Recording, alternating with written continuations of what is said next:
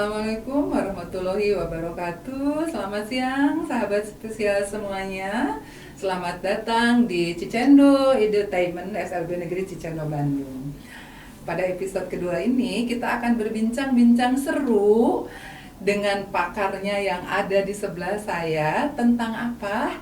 Kita akan mengupas isu-isu hangat saat ini tentang implementasi kurikulum Merdeka. Kita mulai, kita kenalan dulu sepertinya ya, karena ada pepatah mengatakan tak kenal maka tak sayang. Monggo Bapak yang ganteng di sebelah saya, silakan untuk memperkenalkan diri. Oke, baik. Supaya sayang, maka harus berkenalan gitu ya. Oke, baik teman-teman. Senang sekali, saya bangga sekali dan tersanjung sekali nih. Pada kesempatan ini ya, terutama luang waktunya, apalagi barusan terdengar ini pada episode kedua, berarti ini saya yang kedua ya. Oke, saya senang sekali begitu. Cicendo Edutainment SLBN Cicendo ya, Bandung. Oke, nama saya lengkapnya Asep Wawan Jatika. Kalau Asep pasti Kasep. Pastinya, tangtos gitu. Bahasa Sunda itu Asep. Kemudian anak-anaknya ada Dasep, ada Encep, ada Cecep. Nah, itu turunan-turunan saya. Tetap saja yang paling ganteng itu adalah Asep. Asep Wawan, agak bingung kalau saya mengatakan Wawan karena suka tertukar dengan Bapak Kepala Cicendo nih, SLBN Cicendo, Pak Wawan ya sama gantengnya. Hanya saya lebih ganteng sedikit. Dan Jatika, oke, Asep Wawan Jatika, saya pada kesempatan ini insya Allah dan alhamdulillah dipercaya untuk menjadi pelatih ahli di sekolah penggerak. Walaupun pada awalnya saya berasal dari akademisi, saya mengajar di ITB, Institut Teknologi Bandung, yang lebih menggeluti teknologi, perguruan tinggi. Kemudian tiba-tiba saya ditugasi pemerintah, Kemendikti, untuk menjadi pelatih ahli di SD dan di SLB ya tentunya. Alhamdulillah, tetapi apapun yang terjadi, apapun yang menjadi penugasan itu saya pada dasarnya menikmati. Walaupun pada awalnya saya tidak mempunyai dasar pendidikan tentang itu. Ya, apalagi SLB itu terus terang Bu, baru kenal begitu saya ditugaskan. Begitu ya Pak. Betul, SLB itu dalam kata lain makhluk seperti apa? Gitu.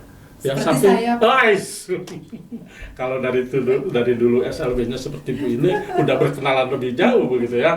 Oke, tapi pada dasarnya boleh cerita sedikit ya Bu ini. Bapak, silakan. Untuk nama SLB, sekolah luar biasa, begitu saya ada penugasan Pak Aswan, kadang-kadang saya dipanggil Aswan, supaya agak keren. Asep Wawan disingkat Aswan. Biasa itu senangnya Pak Kepala juga, semua kegiatan disingkat, ada rahraker, ada pendekar, ada segala macam. Saya jadi senyum-senyum kalau sudah bincang-bincang dengan Bapak Kepala. Jadi ada yang memanggil saya Aswan, atau Asep, atau Wawan, tidak jadi masalah. Nah, ketika ke SLBN ini saya baca dalam penugasan, saya langsung search SLB itu seperti apa? Apakah SD? Apakah SMP? Apakah SMA? Ternyata kalau toh kita lihat dari TK pun ada. Dan alhamdulillah baru pertama saya dikenalkan oleh Pak Kepala barusan melihat pembelajaran TK di aula. Pesantren Ramadan ya. Iya, pada pesantren Ramadan. Ternyata memang di SLBN Cicendo ini kita mulai dari TK, SD, SMP, SMA. Sempat bertanya kepada Pak Kepala, kalau kepala sekolahnya berapa? Ternyata hanya satu. Tidak apa-apa kepala sekolahnya satu, asal gajinya 4. Tapi itulah pengalaman saya bahwa SLB ini sesuatu yang sangat-sangat unik. Lebih jauh kita bicarakan bagaimana ini guru-guru di SLB itu penuh dengan hati, gitu ya, dalam pembelajaran. Oke, begitu Bu. Terima kasih Bapak. Nah itu tadi sahabat spesial, kita sudah berkenalan dengan beliau, Pak Aswan, kalau biasa kami memanggil secara akrab ya Pak Asep Wawan Jatika. Beliau seorang pelatih ahli. Nih Pak, mungkin di luaran sana ada yang ingin mengetahui apa sih pelatih ahli di sekolah penggerak itu dan apa peran dan fungsinya gitu. Karena kita mengenal beberapa istilah-istilah baru di sekolah penggerak ya. Ada guru penggerak, ada instruktur, ada pengajar praktik, dan ada pelatih ahli yang tentunya pelatih ahli ini namanya juga sudah ahli, pasti sangat kompeten di bidangnya. Nah Pak, apa sih pelatih ahli itu gitu? Oke, terima kasih Bu Ine. Makanya itu kita tuh kadang-kadang saya secara pribadi berat oleh nama. Itu menyandang pelatihnya oke, tapi ahlinya itu yang jadi masalah. Apakah sejauh mana keahlian kita? Tapi oke lah, itu hanya sebuah kepercayaan dari kementerian, apresiasi. Betul Bu Ine, setelah lahirnya PSP, program sekolah penggerak, semua tercengang, semua apa itu terjadi keheranan, mau kemana, dari mana, terus mau apa begitu. Jadilah waktu itu PSP diterbitkan atau diinikan oleh kementerian dengan surat keputusannya, kemudian di PSP program sekolah penggerak itu ternyata gurunya yang menjadikan inti permasalahan bahwa menjadi sekolah penggerak, karena kepala sekolahnya dites. Jadi yang membuatnya sekolah itu penggerak itu karena kepala sekolahnya lolos tes sekolah penggerak. Nah, begitu ada sekolah penggerak, maka kebutuhan di dalam perlu gandengan dari sekolah penggerak itu adalah komite pembelajaran. Ya, komite pembelajaran itu bergantung pada kebutuhan tingkat sekolah. Kalau di SD kelas 1, guru kelas 1, guru kelas 4, kemudian mapelnya untuk olahraga dan keagamaan. Lain halnya di SMP, begitupun di SMA, begitupun di SLB. Di SLB relatif lebih unik lagi, karena SLB itu kadang-kadang kelas 1, 4, 7, 10 ya, bukan kelas 1, 4 lagi. Ini udah rombongan di SLB itu, karena kelihatannya 1, 4, 7, 10. Betul. Begitu. Nah, belum kalau kita berbicara tentang SMA-nya, SMA atau SMK, maka kata kepala, wah ini SMK, SMA rasa SMK. Oke, jadi itulah mulanya. Nah, kemudian pemerintah memerlukan satu pendampingan khusus, maka direkrutlah siapa yang berminat untuk menjadi pelatih ahli. Sesuai kok Pak, dikatakan pelatih ahli dan kami menganggap ya memang ahli pada bidangnya gitu Pak. Sebagai pelatih ahli itu kan khusus bergerak di sekolah penggerak ya Pak, hanya untuk sekolah penggerak. Nah sekarang kaitan nih dengan peluncuran nama kurikulum merdeka oleh Bapak Mas Menteri kita kalau tidak salah pada tanggal 11 Februari 2021 ya Pak, secara resmi kurikulum kita dinamakan kurikulum merdeka. Nah, kurikulum merdeka. Apa sih Pak yang dimaksud dengan kurikulum merdeka itu? Apakah kita guru bisa merdeka semau kita, anak-anak juga bisa merdeka, mereka ingin melakukan apapun juga boleh karena kita betul-betul merdeka, atau seperti apa nih kurikulum merdeka itu? Oke, Bu, ini terima kasih sekali nih.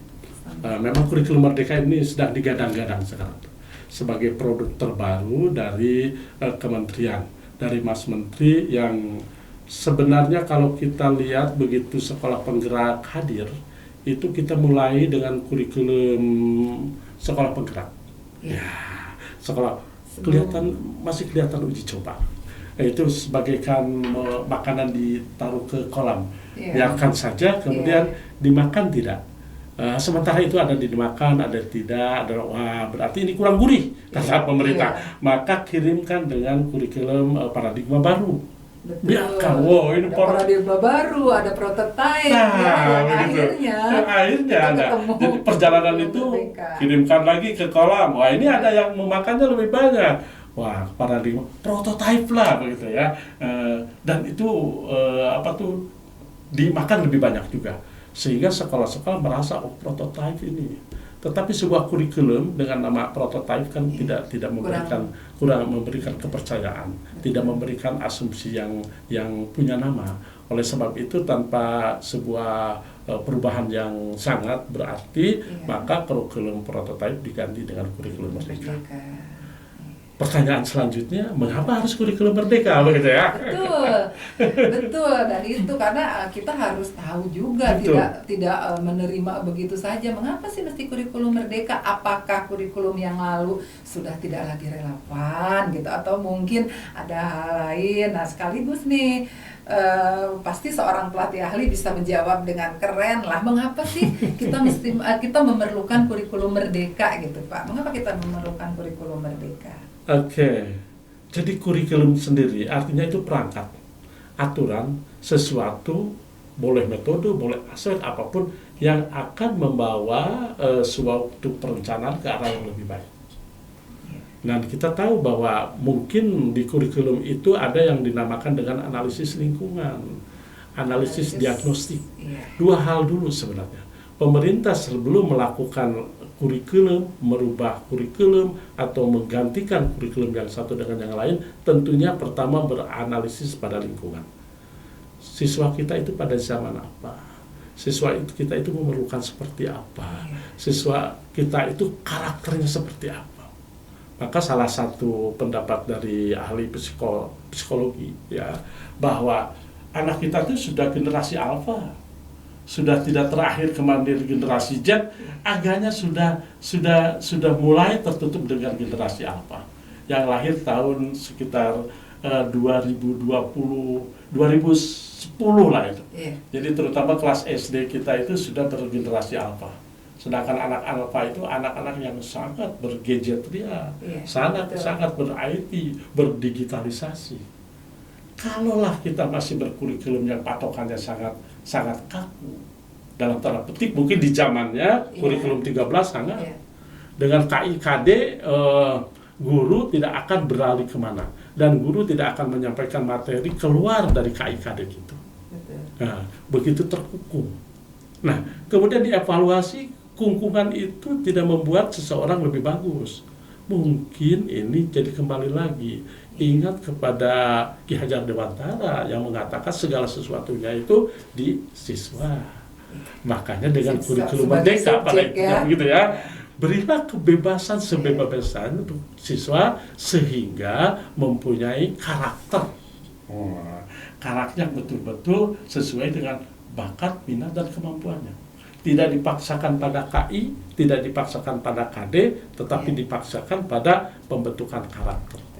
Karena di kurikulum merdeka ini 3 ranah yang sangat diperhatikan adalah kemampuan literasi, bagaimana bisa bercerita, bagaimana mengungkapkan segala sesuatunya dalam cerita, dalam tulisan. Yang kedua, numeralisasi. Tetap saja hitung-menghitung itu tetap, karena di dunia apapun pasti diperlukan. sangat diperlukan. Dalam kehidupan itu tidak akan lepas dari hitung-menghitung. Kemudian bercerita, berkomunikasi, dan sekarang yang dikembangkan terakhir itu adalah karakter. Karakter. Karena katanya apa yang kita bisa jual ke luar negeri untuk kita bangsa Indonesia, ya, minyak cepat habis, mobil banyak negara lain, tetapi yang kita jual adalah karakter. Karakter kita yang berbasis budaya lokal. Keren itu. Keren sekali ya, Pak. Jadi ujung dari tujuannya itulah pembentukan karakter yang nantinya akan lahir atau akan mewujudkan profil pelajar Pancasila ya. Ujung-ujungnya adalah ke sana. Nah, Pak, tadi kita semua sudah menyimak mengapa sih mesti kita memerlukan kurikulum merdeka. Nah, kalau gitu kehebatan dari kurikulum merdeka atau keunggulan dari kurikulum merdeka ini apa sih, Pak?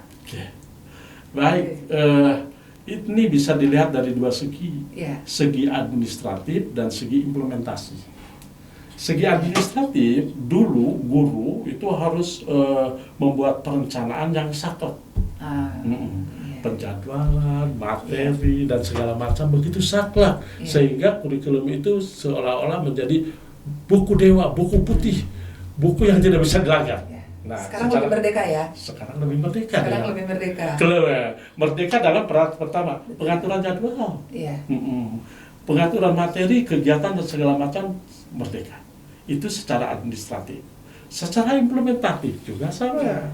Dulu kita pokoknya semester ini harus tercapai 6 KD dengan materi ini, asesmennya KD ini dengan KD ini, sumatifnya itu sangat begitu kan. Iya. Sekarang silakan. Yang paling penting tujuan akhirnya tadi betul terbentuk karakter profil Pancasila yang berketuhanan, kebinekaan global, kreatif gitu, gotong royong, kemandirian.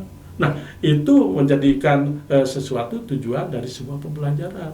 Jadi pembelajaran tidak hanya transfer knowledge, tetapi betul-betul pembentukan karakter itulah, dan memang itu sangat dibutuhkan ya Pak untuk anak-anak kita sekarang ini gitu, karena sekarang kita tidak bisa menutup mata ketika baru tadi pagi saya menyaksikan tayangan televisi sahur kok malah tawuran, dan siapa yang tawuran itu adalah pelajar, itu adalah anak-anak kita. Itu hal yang membuat kita mungkin bertanya-tanya, waduh, pendidikan karakter yang selama ini kita gaungkan, yang selama ini kita implementasikan kepada anak-anak tuh kemana gitu artinya. Nah, semoga dengan diimplementasikannya kurikulum Merdeka ini, guru juga bisa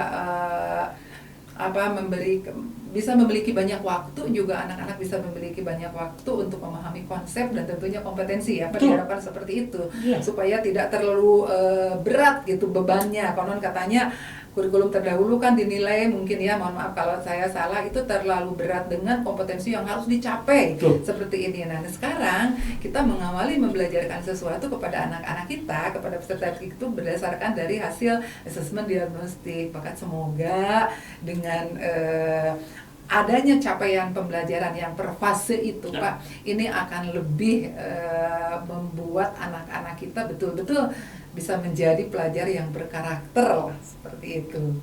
Baik, terima kasih Bapak, penjelasannya cukup panjang, lebar, tetapi sangat berharga, sangat bermanfaat tentunya buat kami dan juga bagi teman-teman semua yang ada di luar sana. Nah Pak, dalam kurikulum Merdeka kita mengenal salah satu yang menjadi pembedanya itu adalah adanya proyek penguatan profil pelajar Pancasila. Nah, seperti apa sih diimplementasikannya proyek profil pelajar Pancasila di sekolah penggerak, Pak? Ini karena saya pikir di luar sana pasti informasi-informasi seperti ini sangat ditunggu, karena kita juga sekarang tahu ya, sudah banyak sekolah-sekolah yang mendaftarkan diri sebagai sekolah penggerak secara mandiri ya, Pak. Nah, betul ya, seperti itu. Jadi seperti apa sih Pak diimplementasikan? Karena ini hal yang baru mungkin ya, beda dengan kurikulum terdahulu tentang proyek profil pelajar Pancasila gitu. Oke. Justru ini salah satu pembeda atau salah satu muatan atau salah satu ikon yang menarik di kurikulum Merdeka itu karena adanya proyek profil Pancasila. Kita sudah mengalaminya satu semester kemarin. Kita mencoba untuk bagaimana siswa itu melakukan proyek. Dua ciri utamanya. Pertama, proyek itu berkaitan dengan tentunya mata pelajaran, tentunya berkaitan dengan kompetensi. Tetapi yang di satu pihak lagi itu berkaitan dengan pembentukan karakter. Kembali lagi ke karakter ya. Jadi orang yang mempunyai karakter tinggi dengan knowledge yang begitu bagus. Nah, oleh sebab itu di kurikulum Merdeka kita tentukan tema-tema yang bisa dilakukan. Bahkan persentase misalnya di SD 25%, SMP 50% itu khusus. Ada alokasi waktu khusus. Ada alokasi waktu khusus. Sebenarnya itu bukan sesuatu yang baru, mungkin sekolah dulu sudah melakukannya dengan ekstrakurikuler, dengan kegiatan-kegiatan yang lain tetap. Nah, sekarang hal itu dikemas lebih pasti, dikemas lebih terstruktur, dikemas lebih berdasarkan kondisi-kondisi yang lain. Tetap dasarnya adalah asesmen diagnostik. Kita mau melakukan apa pada sebuah proyek. Seperti kemarin kalau di SD khusus dulu kelas 1, kelas 4 ada kegiatan yang berbasis proyek, katakanlah membuat lukisan sederhana dari bunga misalnya. Nah, di sana muatan-muatan yang terjadi biarkan guru hanya fasilitator, biarkan semuanya diserahkan pada siswa untuk melakukan itu, sehingga pembentukan profil yang tadi diharapkan dengan profil Pancasila, di sana pertama ada gotong royong.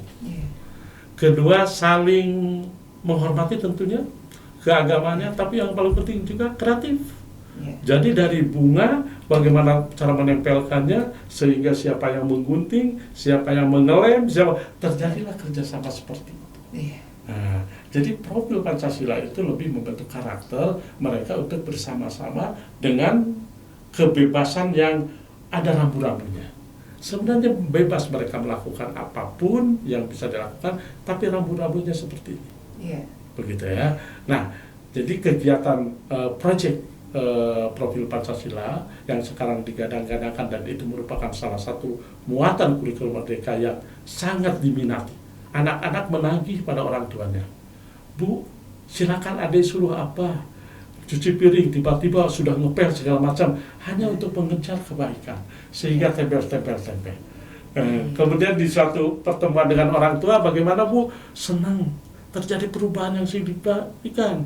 Putranya yang begitu pagi-pagi sudah bangun, pagi-pagi sudah mencuci piring, tanpa disuruh segala macam, karena untuk mengejar pohon kebaikannya. Jadi banyak kelihatannya dampak dari proyek yang dilakukan di sekolah ya Pak, yang akhirnya tentunya karakter siswa juga berubah. Gitu, karena itu harapannya kan seperti itu gitu ya, dengan walaupun ini di Bu ini bisa merasakan ini kan dalam pandemi gitu, tapi nuansa ininya antusiasme tinggi, apalagi kalau sudah luring.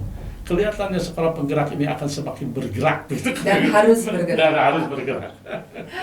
Baik Pak Aswan, agak menarik sekali nih bincang kita siang ini nih Pak. Sebelum kita menutup bincang-bincang asik kali ini,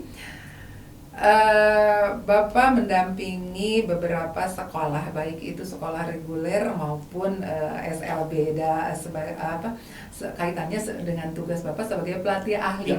Nah Pak, mungkin kalau boleh kami tahu, ada keunikan khusus nggak ketika mendampingi sekolah penggerak di sekolah luar biasa? Atau mungkin ada sesuatu yang menjadi ciri khasnya di SLB itu seperti ini beda dengan saya mendampingi di SD atau di SMP. Ada keunikan nggak Pak mendampingi kami yang di SLB? Sangat.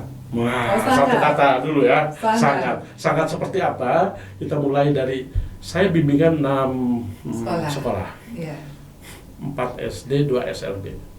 Dan ini dianugerahkan juga bahwa SD itu kebetulan 2 negeri, 2 swasta, kemudian SLB, SLB negeri, dan SLB swasta. Sangat-sangat berbeda.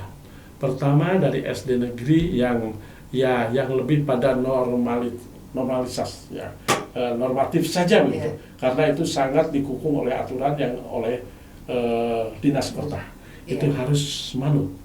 Walaupun demikian dengan penggerakannya dia bisa berkembang lebih baik. Yang satu nggak memulai budaya, yang satu nggak memulai sama sebenarnya budaya tapi lingkungan. Karakternya beda.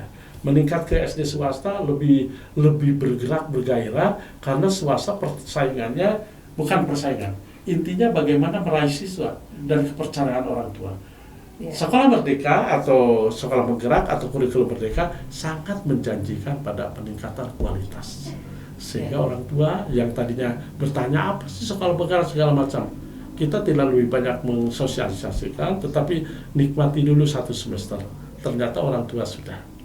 Nah, kalau dengan SLB, Bu, ini sebenarnya pengalaman pertama saya sekaligus menjadikan sensitivitas saya terbentuk di SLB itu.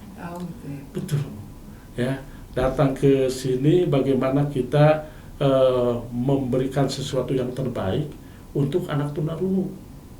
Sebenarnya itu bukan sesuatu yang baru. Bahkan teman-teman guru di SLB ini jauh lebih awal sebelum sekolah penggerak sebenarnya kegiatan seperti ini sudah dilakukan. Akan tetapi dengan ada sekolah penggerak itu lebih menggerakkan, lebih memberikan nuansa kebatinan yang tinggi. Waduh, bagaimana ya seperti barusan saya sepintas. Ini dari segi guru, bagaimana guru dari hati ke hati memberikan pengertian, memberikan pengajaran, memberikan arahan segala macam, karena dia tidak bisa mendengar. Bagaimana? bagaimana dengan bujukannya, bagaimana dia berusaha untuk teriak di telinganya, atau lebih banyak pada gerakan-gerakan. Itu sangat terpuji. Sangat terpuji. Kemudian lebih jauh lagi kalau saya menengok ke SLB yang lain, dengan keautisannya, dengan hiperaktifnya, bahkan dengan IQ yang inteligensinya sangat di bawah sangat itu. Ini yang menarik bagi saya itu di SLB itu mengajar dengan hati itu betul-betul. Betul hati yang berbicara. Pak, di kami itu. Oke.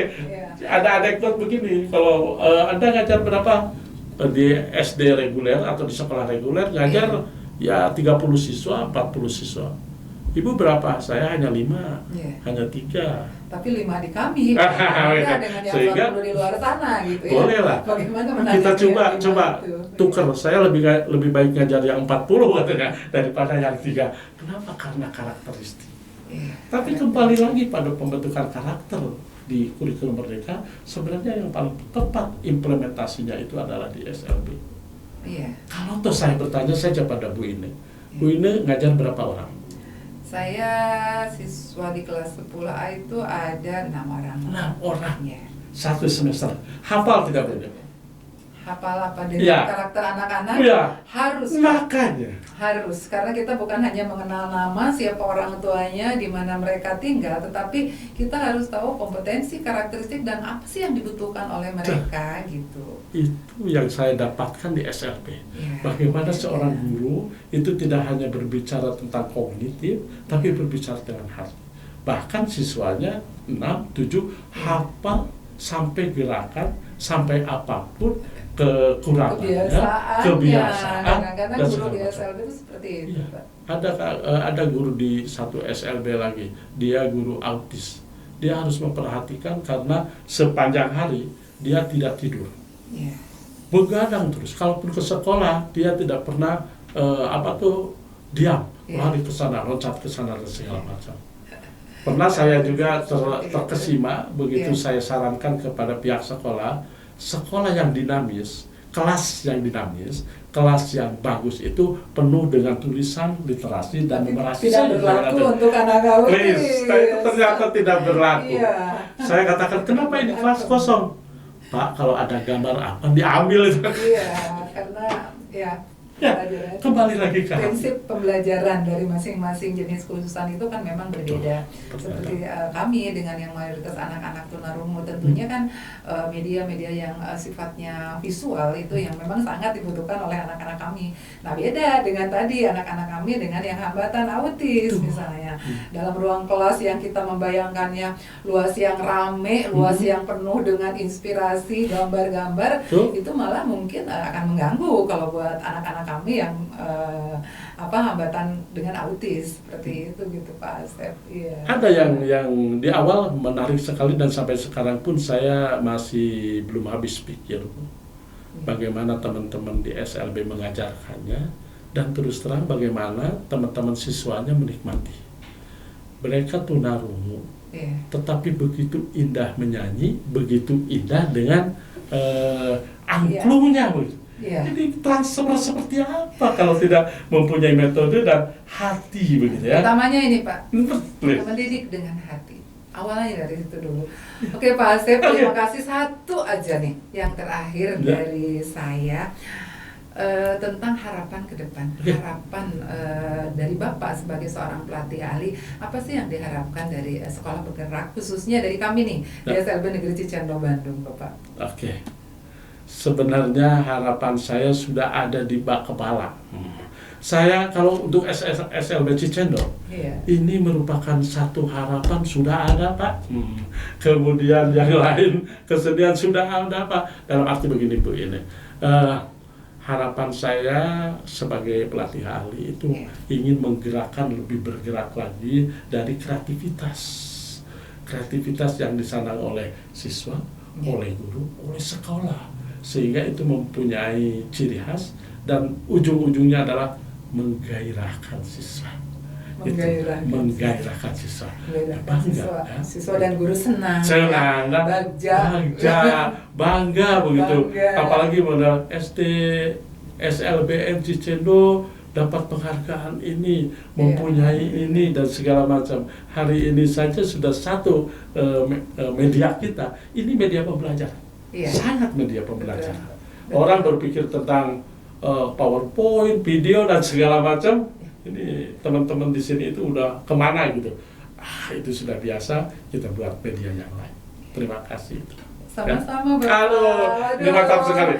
Asik sekali nih kayaknya bincang-bincang kalau dengan pelatih ahli. Waktu 1 hari kayaknya nggak cukup deh Pak kalau kita ingin mengupas tentang kurikulum Merdeka. Namun karena kita juga memiliki keterbatasan waktu, sepertinya untuk episode kali ini kita cukupkan sampai di sini Bapak. Pak Asep, terima kasih banyak sudah berkenan hadir di podcastnya SLB Cicendo. Terima kasih sekali. Baik, sahabat spesial, sepertinya sudah cukup untuk episode kali ini. Semoga apa yang tadi disampaikan oleh Bapak Asep sebagai narasumber kita, pelatih ahli kita, menjadi inspirasi untuk kita semua. SLB Negeri Cicendo berkarakter dan berprestasi. Terima kasih. Wassalamualaikum warahmatullahi wabarakatuh.